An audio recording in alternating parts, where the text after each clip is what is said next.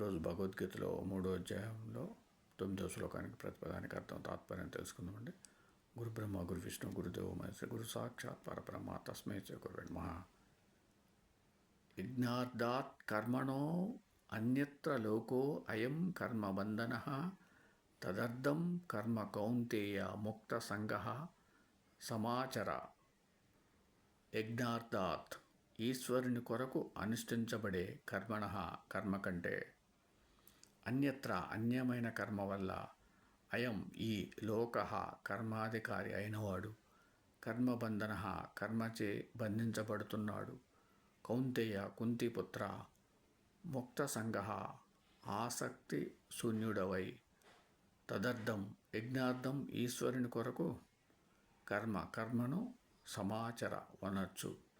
తాత్పర్యం: ఈశ్వర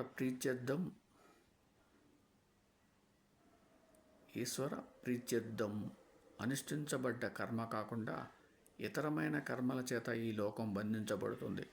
కనుక నీవు భగవంతుడిని ఉద్దేశించి అనాసక్తుడవై కర్మలను ఆచరించు. ఓం సమ సద్గురు సాయినాథ్ మహారాజ్కి జయ.